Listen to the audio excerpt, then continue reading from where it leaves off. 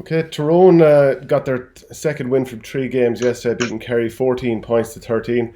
Of course, there was no bigger story of the game than what happened with David Clifford getting sent off. And joined on the line now to talk about it is a man who was at the game, Declan Bogue. Declan, how are you doing? Very good, Shane. How are you? I'm not too bad. Can you basically tell us your reading of the situation? Ben McDonald came in, he got involved with David Clifford, and David Clifford ends up getting a second yellow card as well as McDonald and gets red card. He's furious, and the whole country is fairly much furious that this has happened.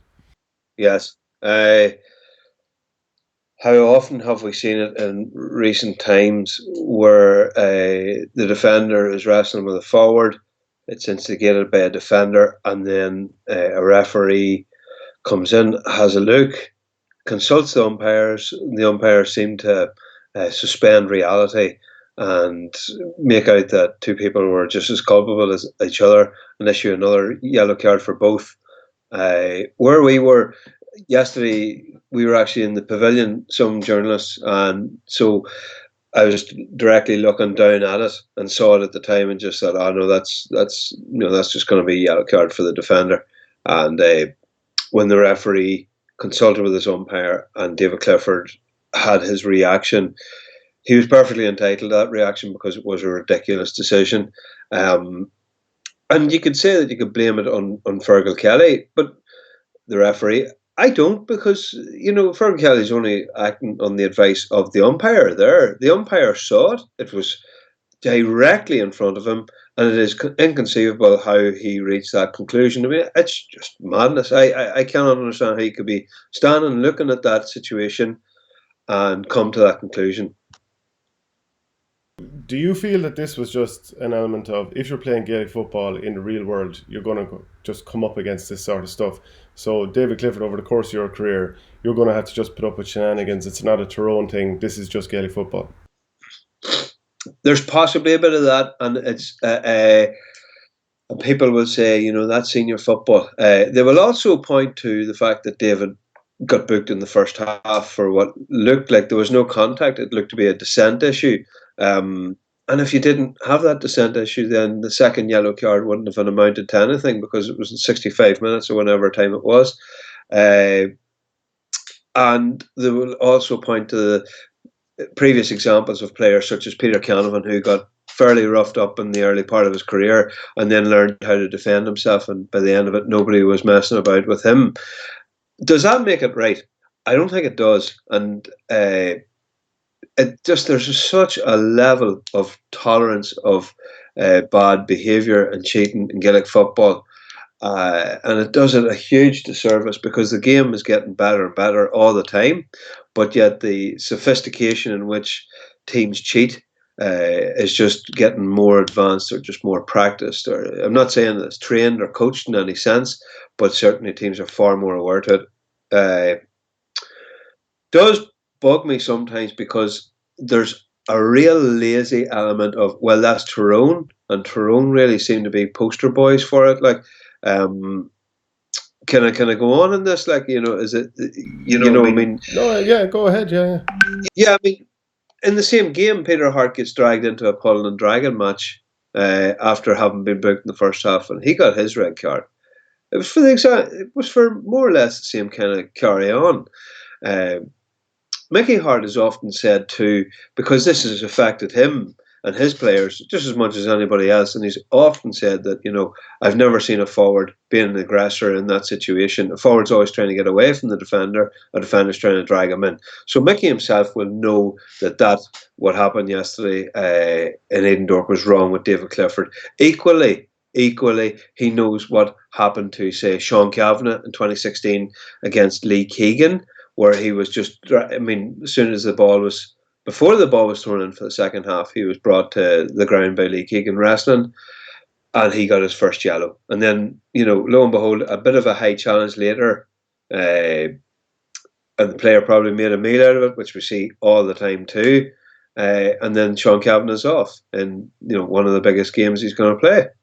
So it's not confined. It's certainly not confined to Tyrone. It couldn't be. I mean, uh, but they seem to be the ones who are constantly identified for it. But like, if we look at some of the evidence, I mean, I don't necessarily want to single players out, but unless you use examples, I'm fighting a losing battle here. The tip under 21 situation back in 2015, I think that was fairly high profile. Like you're saying, Sean Kavanagh and Conor McManus, everyone remembers that, probably the tipping point for the black card. Tiernan McCann diving on the ground after getting his hair ruffled by Darren Hughes. I mean, if you look at the black cards last year, there must have been like at least 6 black cards for Tyrone in the championship. So there is an element that there's a fair bit of smoke. You can't say there's no fire. Yeah, you say I don't want to use players' names, but I mean, you know, when we have this on video, when it happens on national TV, then why not use the players? Because they were prepared to do it in person in front of the watching nation, in front of maybe 82,000 people in Croke Park. So therefore, like, what complaints could they ever have? I mean, this cynicism and fouling and cheating and bending the rules, I've been writing about it for years and years and years. I remember, like, and I'm going to use examples because there's no problem. These things are all they're there for everyone to see. Like, say, for example, the Ulster final of 2012. The amount of times that, say, a player was fouled and then a Donegal player might come along, take the ball off the player who was ready to take and throw it away or toss it away or just dribble it away. Uh, Say, for example, 2012, the Tyrone were playing Kerry in a qualifiers game down in Killarney. Well, in the last 30 minutes of that game, there's 14 kickouts where Tyrone claimed the ball and the player was dragged down. 14 times in 30 minutes, Kerry players dragged Tyrone men down. And a couple of years later against Mayo down in Limerick in the All-Ireland semi-final replay, you'll remember the exact same stuff. Boys laying on the ball, not giving the ball up. That 2012 example of Kerry against Tyrone down Killarney was a year before Sean Kavanagh dragged Conor McManus. People talk about, well, where was this coming from? Sean Kavanagh was only doing exactly what had been done on him. But there was no jumping up and down that day with Kerry because pundits have invented a whole sort of language around this kind of behaviour, this cuteness experience, or they did what it took to get over the line to mask the fact of what they're really talking about, which is cheating. Cheating is prevalent, it's everywhere, and the top teams, the Tyrone, Mayo, Kerry, Dublin, are unbelievably good at it. Why are they good at it? Because of the top teams. They're playing longer into the year. They've more experience about doing it. They're playing in more big games. I mean, Dublin en masse dragged down their Mayo opponents in one of the last kickouts in an All-Ireland final. It was incredible stuff to actually see in person. I remember being so kind of struck by it, so amazed that we were in the post-match press conference afterwards, and nobody was actually talking about it. And I just couldn't believe it that we were talking about the great season and whatever, and how they managed to beat this Mayo team and how game the challenge was. And I asked Jim Gavin, what's the story here? Like, I mean, what are you happy with what happened there at the very end? And he answered the question. He says that they try to play the game to the best of their ability and to the values that they have, but sometimes they fall short on that. But that was unbelievable cheating. About 7 or 8 men just dragging down their direct opponents. Unbelievable. And yet, because it was the final game of the season and it was a big finale and all the rest, like, it completely really was forgotten about in no time at all. Do you feel that if Tyrone, like when Tyrone won the All Irelands in 03, 5, and 10, that they're probably engaging in the exact same sort of shenanigans that they and other winning teams were? It's just when you lose, people are more likely to point it out. And I know they won against Kerry yesterday, but that's only a league game. But you know the general point I'm making. Uh, there's a couple of things about that. The perception is everything, Shane. Kerry have Peter Keane. They had Eamon Fitzmaurice. They've had Pat O'Shea. They've had loads of managers, right, that have come and gone. Paulie and Jack O'Connor. And meanwhile, Mickey Hart has always been there. So it's very easy to pin something on, oh, that's Mickey Hart. Mickey Hart does that. Dublin have had their managers in that time too.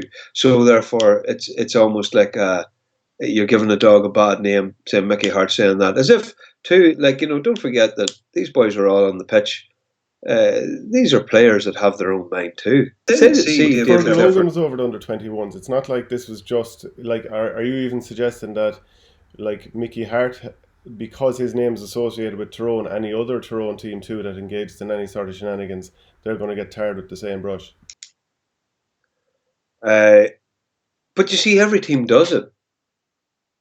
This is what you have to recognise: is every team does it, and whether that be sledging, whether that be standing in front of a man for a return pass, whether that be taking your time coming off at the very end with a substitute, whether that be like, and I'm not going to stand by and be accused of people who say, oh, he would say that he'd defend the Ulster teams or anything like that. Like Fermanagh played Monaghan last year in the qualifiers, right? In Clonus before the Armagh Cavan replay, I think, and like every second tackle, Fermanagh players were going down holding their heads after it, trying to wind down that clock. And that's my own county. So nobody can ever accuse me of ignoring something that's so prevalent that you can't actually bring up. Because I was going to bring up an article that you wrote last year when you said, you moved from Fermanagh to Tyrone and Tyrone GA grew on you like a vine. Because I was going to say that you're a little bit compromised there. Yeah, but I mean, I would say that you're right if I wasn't prepared to actually, call out certain instances. Like, Fermanagh would be as guilty as an awful lot of other counties at the minute of. I haven't seen them this year, can't judge, but like down through the last number of years. And they've also been sinned against. I mean, for example, Cavan targeted Sean Quigley so blatantly in a qualifier in 2013 coming off the pitch at half time, and that led to a red card for him. It just happens. And, it cannot be said that this is any one particular. And if you're not, say for example, right, say you've got a lower league team such as Antrim, and people can say, well, you don't see everyone doing it. Like, where's the Antrim examples? But you see, you're not going to see them because Antrim have. And I'm not being insulting, I've just been a backwater of a football county for the last number of years, for whatever reason. They've just been playing in Division 4. None of those games are televised or recorded or put on national TV. An Antrim game in the Ulster Championship is not a television event. They'll not get much coverage, and they'll not be playing long into the season. So therefore, you'll not see what an Antrim player is doing. But we see what Tyrone players, we see Dublin, we see Donegal. And we see all the head holding and the winding down the clock and the sledging, so why are we surprised? Like, so presumably for David Clifford, it's just a case of get used to it and find a way around. Like, he's actually done everything. It's not either. I'd like things to change. I desperately like things to change. But I don't see how they can. Well, better officiating for a start, though, Shane. Fergal Kelly does what every referee does, and he brings along a cohort of friends, relations, and people from his own club and that to help him out as umpire. How can that umpire have made that decision yesterday, looking at that in front of his own eye? How can he just discount the evidence in front of his eyes and say, yes, David Clifford is just as culpable in that incident as the Tyrone defender? That's crazy. The GA maybe offer some training for people who wish to be umpire or use examples of cases where umpires have got it wrong. But sure, like referees don't even feel like they get paid well enough. How are you going to get someone who's just kind of an add-on to actually feel like, right, I'm going to show up here and I'm going to do the most professional job possible? Because you're not treated like a professional, so you're going to end up with those sort of results. That's not for me to really come up with that. One refresher course per year, go along on a Saturday to a county board training facility or something like that, and they could bring officials to those venues and show a range of video clips, give them a dinner in the middle of the day. I mean, I don't know if that would be particularly difficult to arrange, but that's one element of it.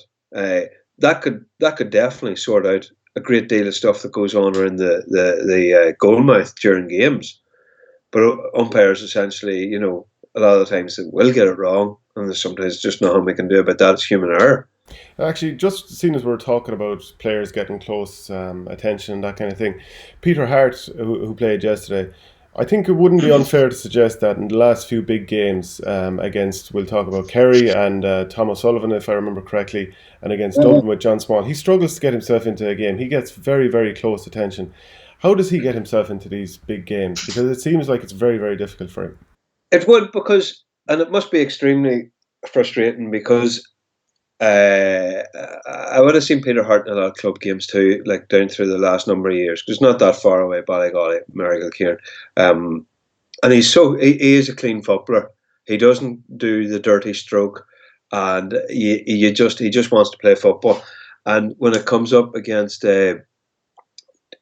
he's been sinned against, more so than anything else. I mean, that yesterday it happened to him where he's dragged into a small bit of pulling and dragging and got a second yellow card.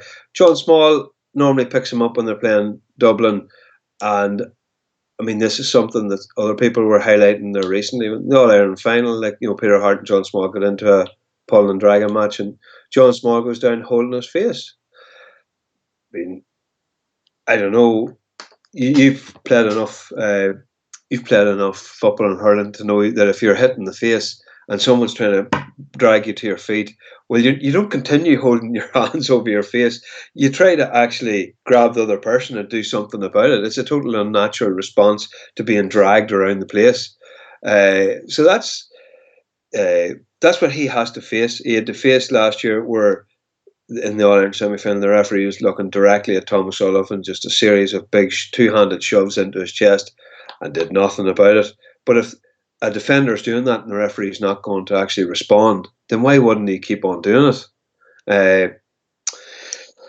But if this is nothing, again, nothing is new and nothing is completely a new development. I mean, I looked at the Kerry played Tyrone in a league game in 2015 in Healy Park, and I counted the fouls that day. Kerry fouled Tyrone 34 times, and Tyrone fouled Kerry 14 times. Most of those 34 fouls happened on the transition because Tyrone were just getting together a bit of a transition game that year. They were starting to, they had a disastrous championship the year before, beaten by Armagh and Omagh, and decided they were going to go full on counter-attack game. And as soon as the ball would break down Kerry attacks, Tyrone would grab it and they go to make a break into the Kerry half, and Kerry would just persistently foul. So most of the fouls were all happening in the middle third, just to break Tyrone's momentum, stand in the road of the free taker, get your defence into place, and away you go. I mean, go back another few years, and Jarlath Burns used to write about this in his columns with Gaelic Life and even on BBC commentary. But in 1999, he was Armagh's stop man. So if a ball broke down, rather than just try and get back into position or pick up a man, his job was just to foul. Uh, and they called it a term. They used the stop man. I mean, is this not exactly what Barcelona and Man City have been doing under Pep Guardiola? You've got a 5 second rule or something. I'm not hugely knowledgeable about soccer, but wasn't it that if you lost the ball, you had 5 seconds to make a tackle or get a small niggly foul in at your opponent so that you could set up then your structure again while the other team had the ball? Something like that, yeah.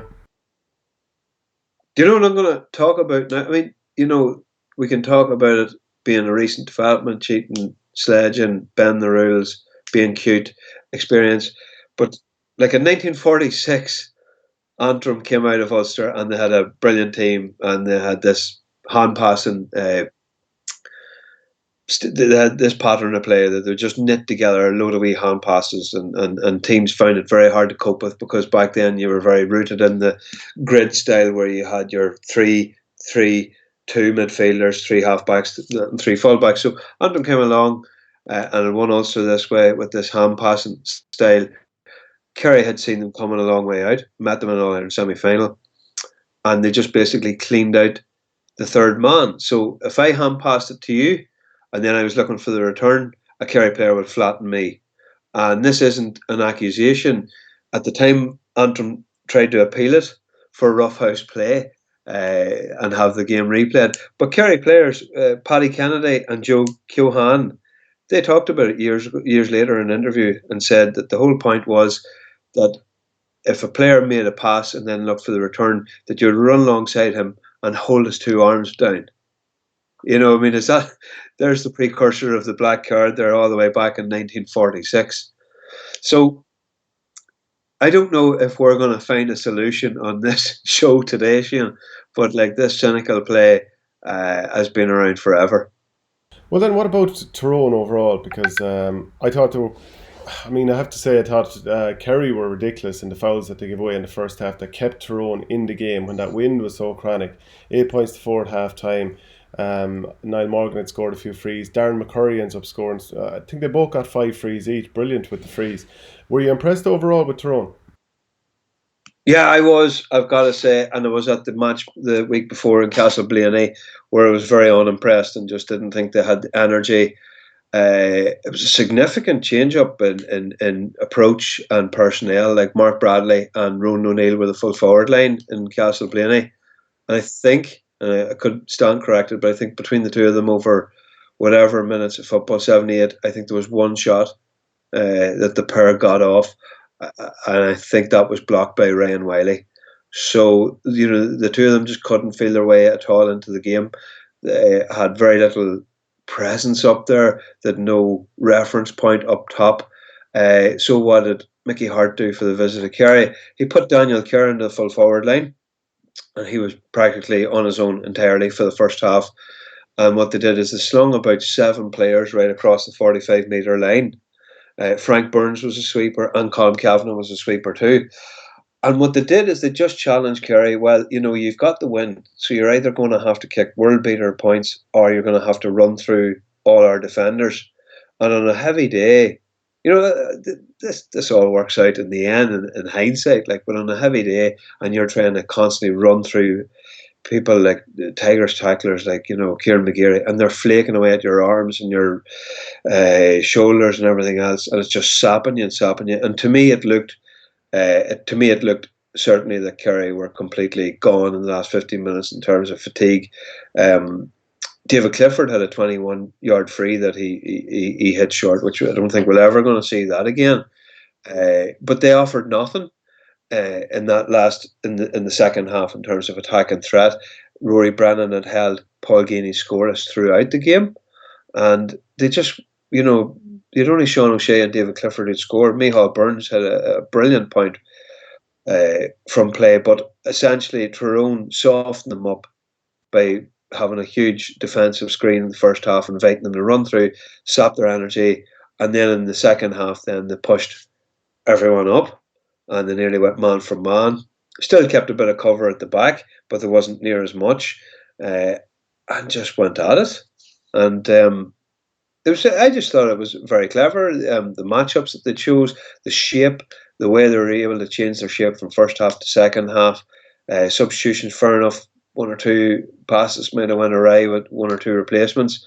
But Cal McShane came on, won his free, you know, added another thing for Kerry to think about.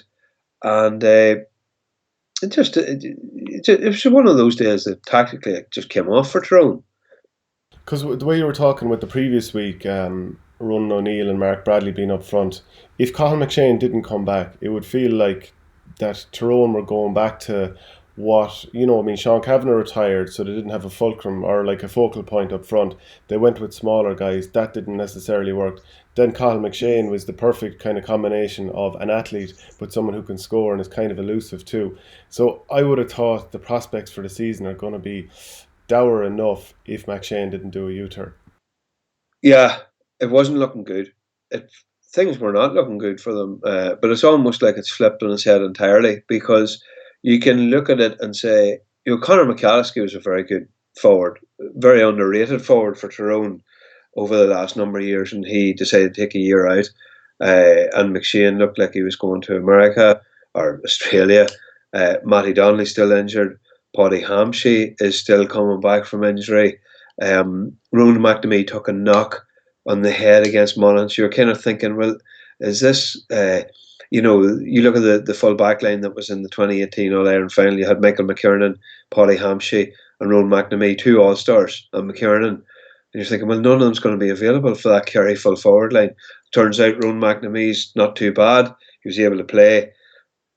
But if you count all those people who are due to come back into the team, Dara Canovan's another one, who could feature in the summer. Then all of a sudden it looks a lot more optimistic for them.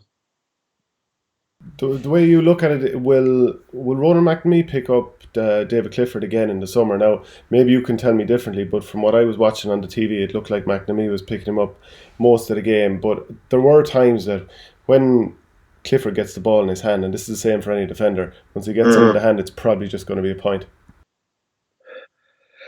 Yeah, look, you got to make your peace with forwards like David Clifford, one in a generation. It's like when you're playing Peter Canavan, and if you scored 3 points from play, then you're happy nearly with your day's work. You're not going to keep someone like him scoreless. McNamee picked him up last year in the All-Ireland semi-final in Croke Park, and the first half he done really well, and I'm like he gave him very little, but then Kerry they were all at sea, and they were sort of playing Paul Murphy as a sweeper in that game, but he wasn't really sweeping. He was too far away from Callum McShane. So once Kerry got their formation sorted out, they found more room then for David Clifford, and he kind of went to town, and he seemed to have an age at one point to put over a left-footed effort from about 45 metres out. But that's the natural matchup. Like Tyrone probably would play Ron McNamee and David Clifford and maybe Paddy Hampshire, say, for example, on Sean O'Shea. And because Rory Brennan done extremely well on Paul Geaney, so that looks to be a match if they should meet in the summer. This is kind of a little jump off in another direction, but would you have thought that Stephen McManaman for Donegal in the Super 8s against Kerry last year probably did as well on David Clifford as anyone has done on him, and he still got a couple of points from play? Yeah, that's what I say. You have to just make your peace. You're not going to come off the field saying, "Well, I done well because my man didn't score." David Clifford is probably going to score. Now, whether you double team him or triple team him, that I haven't seen a pile of that. I haven't seen a pile of that. Teams actually, purposely finding a strategy to deal with David Clifford. But you're definitely going to see it this summer. And then just a quick word on Monaghan against Dublin on Saturday night. Monaghan going to town in that first half, 9 points clear, and eventually I think Dublin got 1-7 to more or less a point, we'll say, in the last 16 minutes. What, like from your point of view, what did Monaghan do so well? What did Dublin do so bad? And what flipped the game around?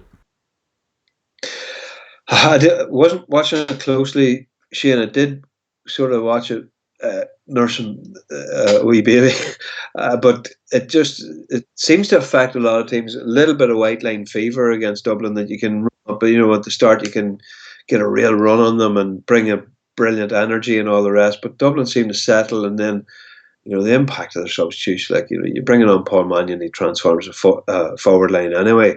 And then you make it a bit jittery. I mean, the goal from Kevin McManaman came out of nothing really. He top down, another day that just goes another direction, and away up the field that ball goes. But teams do fit. Certainly, Dublin, whatever about their fitness, like the last 15 minutes, if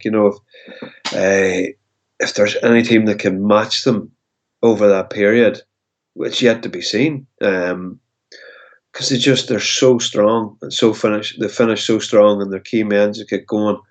And the worrying thing is that Monaghan maybe, and Banty kind of does this, like he plays his best team in every game. Now Fintan Kelly and Colin Walsh are still to come back from injury in that team, but they were playing a very strong team, and Dublin have an embarrassment of riches to come back in. Jack McCaffrey, Colin Callahan, and so on. Do you get the sense that things are going well under Banty, that he's well received? I had Kevin Nolan on the other day, the former Dublin footballer, and he was suggesting that the kind of much heralded signing of Ray Boyne as statsman, that he wasn't even sure that he was doing all that much so far. But as an overall point, you get the sense that this has been well received, and that Monaghan haven't maxed out previously, and that they can kick on. I'm always totally allergic to this phrase of a team in transition. I think that's always total BS.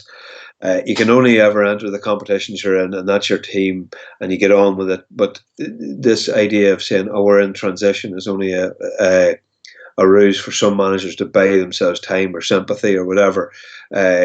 When Banty went in, Banty is a very personable, front of house type fella. Like he was taking Cardiff. We were having a conversation actually last year, he and I, about backroom teams and the number and the kind of levels of staffing that he would have had for his teams. He likes to keep it very tight, which is good. But he was telling me about being over Cardiff, his own club, and he says one of the better things that he felt about the year or 2 years that he was over them is he actually got a number of senior players sorted out with their mortgages and their own personal lives, which kind of shows you his strength. Like he's a people person, he's very practical, and he looks out for people in their lives, right? So it's the old saying: a manager, players don't care what you know until they know that you care. With Banty, with Monaghan players, he just thinks there's nothing like that. Like that's his greatest calling in life. Of all the things that he has done, he's never been more proud to be the Monaghan manager, and he's very keen on keeping the backroom tight, which is good as long as you have the right people. And I just wouldn't imagine that Seamus is taking a pile of the training. I would say that is almost exclusively the preserve of Peter Donnelly physically and Conor Laverty tactically, and then you got John Devine in as the coach, the goalkeeping coach. Like Conor Laverty's football brain is, there's so much to be mined from that. He's an obsessive, and he is so switched on to what players want, how players respond. He was in with Derry last year before the championship, and between him and Kieran Mina, they sort of really gave him a huge lift, and the Derry players were extremely pleased with his input. So he's obviously a top-notch coach. Peter Donnelly, well, it speaks for itself. Like the Tyrone players were gutted when he left, and Ulster Rugby don't headhunt duds either. And John Devine too, how you coach Rory Bagan, I have no idea.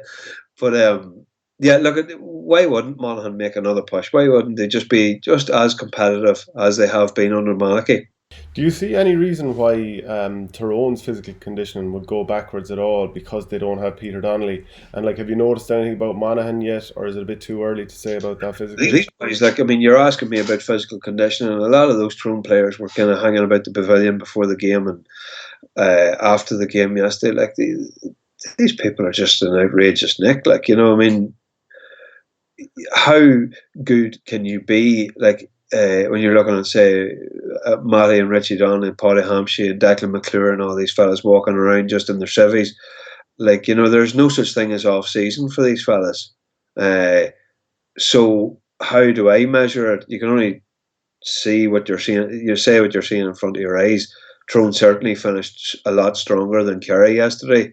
They have Johnny Davis, who was previously with Ulster Rugby, whose sister is with Ulster Rugby, and who's another sister, Julie, who has been involved with Kieran McGeeney teams going back to his involvement with Kildare, and now she's been in with the Armagh Academy for years. And Armagh are certainly not lacking anything in physicality. If you'd have seen the way they played Kildare on Saturday night, so he'd be well switched on. The feedback I've been getting from some Tyrone players is they're actually been blown away with Johnny Davis and his interest in their injury history, which is perhaps something that maybe in the GA we don't care or don't really maybe look into. The fact is that maybe one hamstring injury can offset another problem that you might have with your hip. It's an interesting theory. It sounds interesting anyway, and all the players have been very impressed with his impact so far.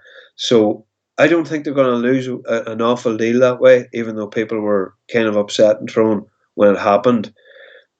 But people move on and people find other jobs in life. There's not much you can do about it. Listen, I could talk football with you all day, but I better let you get back to minding the kids. Thanks very much for that, Declan. We'll chat again soon. Thanks, Shane.